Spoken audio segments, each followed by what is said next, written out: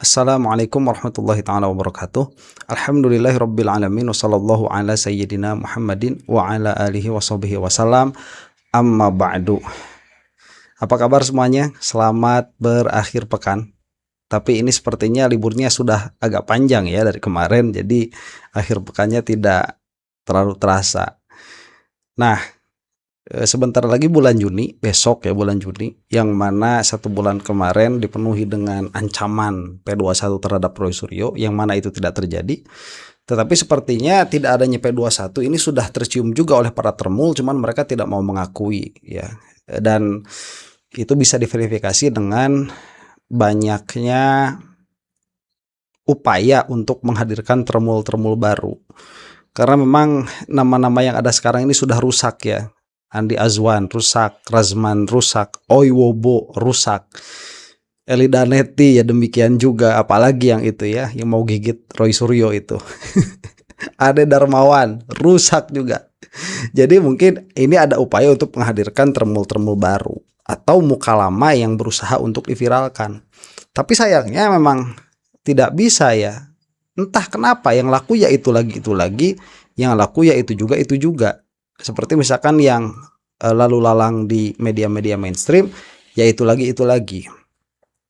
Nah, saya melihat ada upaya ya pada bulan Juni ini. Saya tidak tahu proses hukumnya ini akan seperti apa ke depannya. Cuman ada beberapa perkataan misalkan dari Pak Ugroseno, apabila P21 ini sampai terjadi, beliau akan melakukan apa begitu. Itu baru tadi malam, saya belum sempat melihatnya, apalagi untuk mereaksinya.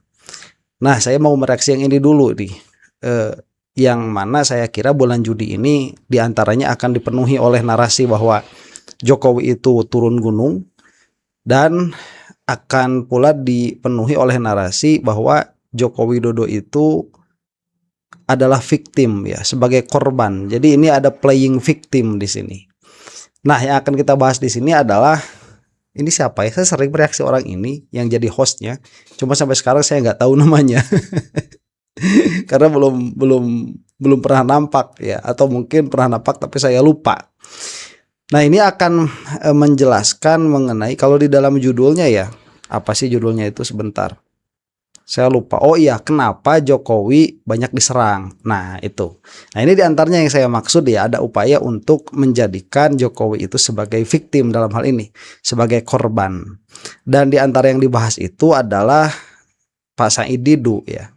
Nah, Pak Said Didu di sini agak sedikit problematik saya kira, karena apa ya? Dia itu sayang sama Pak Prabowo itu. Jadi pandangannya itu bisa jadi sedikit bias ya. Malah kata Pak Said Didu sendiri, beliau itu tidak bermasalah kalau harus disebut apa tuh, Parwo ya, atau Terwo. Oh ya, Terwo. Ya, apa, ternak wowo. Ada lagi itu. Aduh. Itu kata beliau sendiri ya, kata Pak Said Didu sendiri. Jadi memang beliau tidak keberatan. Ya, memang apa namanya, upaya Pak Said Didu untuk mengharumkan nama Prabowo itu terlihat sekali. Nah, cuman itu wajar lah ya, daripada jadi termul mending jadi terwo dulu begitu. Tapi ya jangan sampai, karena itu akan menghalangi apa namanya, kejernihan di dalam berpikir ya. Jadi cinta yang terlalu, benci yang terlalu itu bisa menghilangkan kejernihan dalam berpikir. Baik, ini kita akan saksikan saja sebagaimana klaim saya tadi, bahwa mungkin bulan Juni ini akan menjadi bulannya Jokowi jadi korban. Dan inilah salah satu yang diperbincangkan. Saya langsung mengambilnya dari menit ke-7, karena menit sebelumnya itu membicarakan Pak Said Didu ya. Ini diantaranya terusannya nih, sampai ke Jokowi itu sekiranya akan menjadi korban. Di framing seperti itu, atau dinarasikan demikian. Kita saksikan ya. Kalau kita lihat Om, hampir di setiap pernyataan Said Didu itu selalu ada 3 elemen ini: parcok, oligarki, geng Solo. Maksudnya apa sih sebenarnya dia ini? Tidak mau Prabowo dekat sama Pak Jokowi dengan cara-cara sudah kayak kampanye itu loh, memisahkan Prabowo dan Pak Jokowi. Apa sih yang mereka takutkan? Sebenarnya kalau Pak Said Didu mau diundang ke sini ya dan diskusi sama saya, itu saya mau menanyakan ke beliau, apa sih oligarki itu? Karena sepanjang ya pengalaman saya berhadapan dengan kelompok-kelompok tersebut, ketika saya tanyakan apa oligarki itu, mereka kebingungan untuk menjelaskan gitu. Bingung, karena kalau oligarki itu ya, kalau kita baca lah ya, pasti kita di Google lah gitu kan. Nih saya bacakan nih, oligarki adalah sistem kekuasaan di mana negara dikendalikan oleh segelintir orang. Sebentar, coba lihat Termul nih. Termul itu cari definisi dari Google. Ya repot. Sebetulnya nggak apa-apa cari dari Google, cuman agak elit lah sedikit ya. Jangan Google-nya yang berbicara, tapi dari sumber yang memiliki otoritas. Misalkan tanyakan kepada Google dari mana dia mendapatkan definisi ini. Jadi ambil dari sumber primer, jangan dari Google yang diambil. Nah ini kan yang akan dipermasalahkan adalah nama oligarki ya. Jadi negara kita itu kan katanya demokrasi, tetapi pada prakteknya banyak yang menyebut oligarki. Nah si Termul ini mau menormalisasi oligarki itu. Ya terus kalau oligarki kenapa begitu? Itu yang mau dijelaskan. Tetapi di dalam mendefinisikan saja ini sudah diambil bukan dari sumber yang otoritatif. Padahal bisa mengacu kepada misalkan The Republic-nya milik Aristoteles ya, atau Politikanya Aristoteles, atau beberapa filsuf lain. Tidak harus langsung ke Google seperti ini. Makanya ini akan kita bahas agak serius sedikit ya, supaya ada faedahnya lah di dalam ilmu politik. Gitu ya. Biasanya tadi apa katanya? Kalau kita di Google lah gitu kan. Nih saya bacakan nih, oligarki adalah sistem kekuasaan di mana negara dikendalikan. Sebentar nih, pemerintahan yang dijalankan oleh beberapa orang yang berkuasa dari golongan atau kelompok tertentu. Ini diambil dari Aristoteles. Aristo lah yang mendefinisikan seperti ini ya. Oleh segelintir orang, gitu ya. Biasanya orang-orang yang sangat kaya punya jaringan bisnis besar dan punya pengaruh politik yang kuat. Nah kita bicara kalau itu ya oligarki yang sebenarnya, maka seharusnya Said Didu itu menghantam Pak Prabowo, bukan memuji-muji sekarang. Pak Prabowo adalah pengusaha kaya raya. Kaya raya, pengusaha, punya kekuasaan lagi. Nah, ketika dia bicara oligarki, ya, dan dia mengatakan agar Pak Prabowo terhindar dari oligarki, ya, dengan definisi itu sebenarnya kan itu Pak Prabowo gitu kan harusnya. Harusnya dia menentang. Bagaimana bisa Pak Prabowo membelah dirinya? Jadi kalau oligarki versi yang umum, ya, makanya saya pengen tahu oligarki versi Said Didu dan kawan-kawan. Karena selama ini ketika saya tanyakan oligarki itu jawabannya ngambang semua nih. Tapi kalau kita bicara oligarki ya versi umum ya yang ada di Google, maka seharusnya Pak Said Didu dan kawan-kawan itu menyerang Pak Prabowo gitu kan. Apa temanya kan udah orang yang sangat kaya, Pak Prabowo sangat kaya. Punya kekuasaan. Punya jaringan bisnis yang besar, punya jaringan bisnis. Punya pengaruh politik yang kuat. Wow, ya. Presiden partainya besar, kuat. Jangan bukan hanya Pak Prabowo. Kita lihat pejabat-pejabat negara di negara ini ya yang berkuasa itu adalah pengusaha juga. Jaringannya luas, orang kaya dan pengaruh politiknya kuat. Nah, itu oligarki. Artinya konyol ya. Ini gimana ya? Orang ini mau mengatakan bahwa Said Didu itu tidak layak mengkritiki Jokowi karena Jokowi itu pengusaha atau dekat dengan pengusaha dengan sebutan oligarki. Karena kalau mau menyebutkan oligarki seharusnya Said Didu itu menyerangnya Prabowo bukan Jokowi. Nah ini kalau saya mau melihat begitu ya, ketololannya Termul nih. Jadi harus dilihat bahwa yang namanya oligarki itu bukan sebuah pemerintahan yang diurus oleh para pengusaha. Bukan itu. Tetapi arah politiknya itu adalah untuk menguatkan usaha mereka. Itulah baru yang disebut oligarki. Jadi keadaan seseorang dalam keadaan dia itu sebagai pengusaha, kemudian sang pengusaha ini dia menjadi seorang pejabat, itu tidak otomatis menjadikan sistem pemerintahannya itu oligarks. Tidak demikian. Tetapi apabila kebijakan-kebijakan yang terjadi di sini adalah kebijakan-kebijakan untuk melindungi kepentingan bisnis yang bersangkutan, barulah itu disebut sebagai oligarki. Nah, dari sini ya saya tidak mengkritisi yang bersangkutan ini dalam mengatakan bahwa seharusnya Prabowo itu dikritiki. Tidak, karena memang seharusnya Prabowo dikritisi. Tetapi saya ingin mengkritisi yang bersangkutan ini karena yang bersangkutan ini gagal memahami apa itu oligarki. Nah, sehingga kesalahpahaman ini menjadikan yang bersangkutan ini menyerang Pak Said Didu, karena Pak Said Didu sedang berusaha untuk melepaskan Jokowi dari Prabowo di dalam narasinya. Nah itu ya, saya mau men-highlight saja kegagalpahaman para termul ya seperti ini. Termasuk apa ya, siapa itu para pengacaranya termul, termasuk itu, mereka itu selalu gagal di dalam memahami konsep-konsep abstrak, konsep-konsep prinsipil yang bernilai filosofis. Kenapa? Karena mereka bukan ingin memahami sesuatu, tetapi sudah memposisikan diri untuk membela seseorang. Dalam hal ini adalah Joko Widodo. Yang mana Jokowi diserang oleh Said Didu, yang mana berarti orang ini harus menyerang Said Didu. Nah, karena itulah pemahaman tentang sesuatu ini pun dia harus diusahakan untuk menyerang Said Didu, bukan untuk memahami bagaimana perkara ini sebagaimana adanya. Dalam hal ini adalah oligarki. Nanti akan kita bahas lagi ya. Kita teruskan dulu nih. Semuanya oligarki dong. Nah, ya enggak. Kalau Pak Said Didu memang anti oligarki, kenapa dia dulu bergabung dengan oligarki? Dia kan pernah jadi pejabat di negara ini. Artinya kan dia bagian dari oligarki kan? Ya enggak lah ya. Masuk jadi pejabat itu tidak otomatis menjadi oligarki. Jadi orang ini masalah paham. Oligarki itu dalam pikiran orang ini adalah sebuah pemerintahan yang dipimpin oleh sekelompok kecil. Kalau sudah begitu adanya berarti ini adalah oligarki. Itu ketololan itu ya, kebodohan. Termul mah gak ada yang bener. Ini salah satu contohnya nih.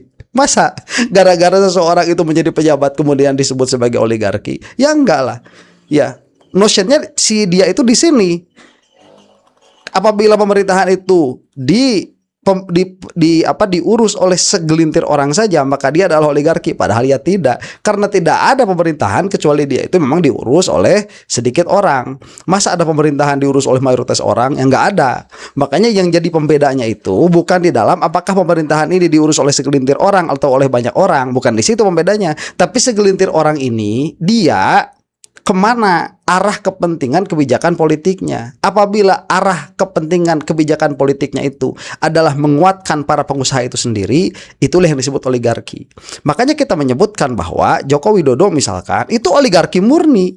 Kenapa? Karena kebijakan-kebijakan pemerintahannya itu hanya menguntungkan segelintir pihak. Pihak mana yang dimaksud di sini? Pihaknya pengusaha. Ya, makanya coba lihat saja yang diperas zaman Jokowi siapa? Rakyat. Yang diuntungkan siapa? Pengusaha-pengusaha besar. Makanya jalan tol dibangun, IKN dibangun. Tetapi bagaimana masyarakat kecil ini di dalam pandangan atau kebijakan pemerintahnya Joko Widodo itu tidak dilihat sama sekali. Zaman Pak Jokowi aja dia kan? dapat. Jadi oligarki versi yang mana nih yang mau dia sampaikan? Kalau kita lihat versinya Pak Said Didu, oligarki itu adalah para 9 naga itu. Kalau kita coba menangkap pesan intisari dari pernyataan dia setiap kali ngomong Parcok, geng Solo, oligarki yang dia maksud itu adalah 9 naga itu, pengusaha-pengusaha yang kita tahu berdarah Tionghoa kan. Ya terus kenapa kalau mereka pengusaha 9 naga punya jaringan yang bagus, apa masalahnya sampai dia menganggap itu oligarki? Ada nggak dia bisa membuktikan bahwa Pak Prabowo itu disetir oleh 9 naga misalnya? 9 naga itu nggak bisa menyetir presiden. Aduh, tonton saja itu film Pesta Babi itu. Ya, sudah jelas dari kebijakan-kebijakan itu sudah jelas. Pak Prabowo MBG itu termasuk salah satunya juga. Ya, memang banyak masyarakat yang terlibat di situ, masyarakat kecilnya. Iya, tapi lihat stakeholdernya itu. Lihat stakeholdernya kemana, misalkan yang import ompreng misalkan begitu ya. Kemudian yang memiliki titik-titik SPPG begitu, yang memiliki titik-titik MBG itu kemana larinya itu? Apalagi sekarang nih koperasi. Cuman Pak Prabowo itu memang agak unik ya. Kalau saya lihat begitu. Ini agak kontroversial mungkin perkataan saya. Tapi kan kemarin ada wacana mau menutup Indomaret Alfamart ya. Nah itu saya lihat salah satunya itu untuk meruntuhkan oligarki juga. Ya, cuman masyarakat repot membicarakan itu. Nanti akan terlalu melebar lah ya. Kita fokus saja dulu kepada ketololan Tremul ini ya. Kalau oligarki itu mau menyetir DPR. Artinya undang-undangnya disusupi kepentingan dari misalnya orang-orang yang punya kepentingan bisnis apa segala macam itu kan. Karena apa? Karena presiden itu menjalankan undang-undang kan. Boleh nggak presiden membuat peraturan yang melanggar undang-undang? Nggak bisa kan. Harusnya yang itu yang mereka susupi kalau mau gitu kan. Ya, kalau mau punya pengaruh politik ya. Nah, begitupun Pak Said Didu harusnya bukan presidennya. Dia coba berani nggak dia kritisi DPR-nya? Saya lihat Pak Said Didu dan kawan-kawan nggak berani kritik DPR-nya. Mungkin ada konconya di situ, gitu.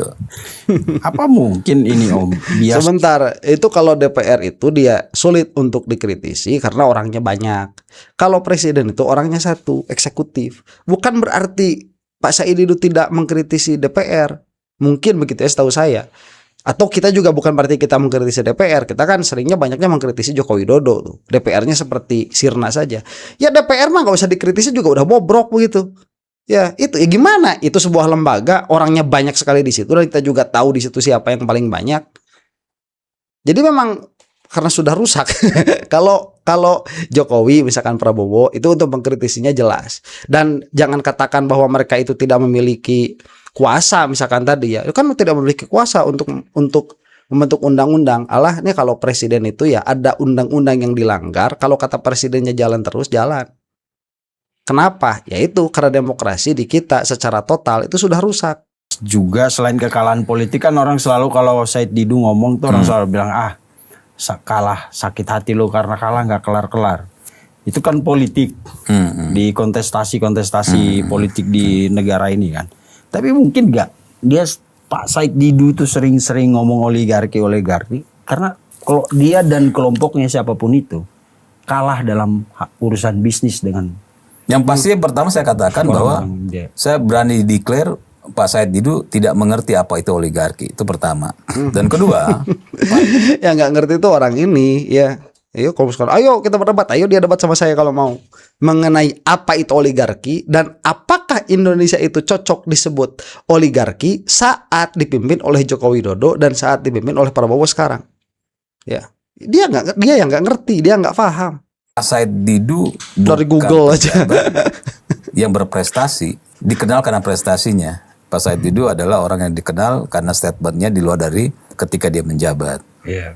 Ya. Dan dia dulu salah satu pejabat yang tidak melaporkan LHKPN kalau. Ya, bahkan ada yang bilang berapa jabatan segala macam. Nah, saya tidak akan masuk ke ranah situ. Kenapa? Karena ya itu sah-sah saja selama nggak melanggar ya. Jadi selama sesuatu yang nggak melanggar nggak ada masalah bagi saya. Tapi beliau itu ada dan terlibat di dalam pemerintahan saat itu. Ya, artinya dia bagian dari oligarki yang dia benci dengan versinya dia sendiri ya. Tapi saya yakin 1000% beliau nggak mengetahui apa itu oligarki. Karena apa yang ya dia yang salah. Bisa jadi salah dua-duanya sih. Bisa jadi pas saya juga nggak paham, orang ini juga nggak paham. Cuman sampai saat ini yang jelas yang nggak paham dia. Kenapa? Lah pengertiannya saja ngambil dari Google. Kemudian dia tidak mengambil dari sumber yang otoritatif. Setelah itu dalam memahami pengertiannya pun dia itu parsial, tidak memahami keutuhannya. Apa yang menjadi pembeda misalkan antara oligarki dengan aristokrasi? Ya. Dan dengan terasi misalkan apa bedanya? Gak ngerti orang macam gini, gak bakalan ngerti. Orang macam gini tidak akan tidak memiliki kemampuan untuk memahami perkara yang abstrak. Ya, memahami definisi apa genus, apa diferensianya. Gak bakalan paham orang seperti ini. Ya, saya tahu dari mana? Dari omongannya. Udah jelas kelihatan. Termul kok. Kita mau bicarain oligarki apa sih? Masyarakat yang harus tahu nih. Masyarakat juga saya yakin banyak yang nggak tahu apa itu oligarki. Paling mereka tahu wah orang kaya gitu kan, yang menguasai negara ini. Bahkan ada yang mengatakan segelintir orang, jangan gitu oligarki. Ya memang faktanya di seluruh dunia orang kaya itu nggak banyak. Satu, kedua faktanya di seluruh dunia ya yang menguasai, yang menjalankan pemerintahan itu memang hanya segelintir orang. Nggak mungkin. Dan itu adalah sesuai dengan Pancasila dan amanat Undang-Undang Dasar 45. Pancasila itu kan sila keempat perwakilan. Dan ketika kita terjemahkan di dalam Undang-Undang Dasar 45, ya ada presiden, ada DPR, ada yudikatifnya, yang dimana tidak seluruh masyarakat harus terlibat. Jadi berapa orang sih yang memimpin negara ini? Gitu. Kalau bicara presiden dan menterinya, paling 100. Nah, apakah mereka oligarki? Gitu. Dan ketika dia menyalahkan itu, artinya dia menyalahkan Pancasila. Sila keempat, dia menyalahkan Undang-Undang Dasar 45. Karena memang masyarakat jangan sampai terbodohi dengan ucapan-ucapan orang-orang yang mengatakan negara ini hanya dijalankan oleh segelintir orang. Memang di seluruh dunia begitu gitu. Negara ini memang hanya dijalankan oleh segelintir orang yang dipilih oleh masyarakat di dalam pemilu gitu. Error ya. Error orang ini. Begini maksud negara ini dipimpin oleh segelintir orang. Fakta bahwa tidak ada negara yang dipimpin oleh minoritas. Ya iyalah, masa ada minoritas jadi yang mengurus. Minoritas itu yang diurus. Bukan minoritas, mayoritas. Mana ada mayoritas yang mengurus. Yang ada itu mayoritas itu yang diurus. Yang mengurus itu ya pasti segelintir, pasti minoritas.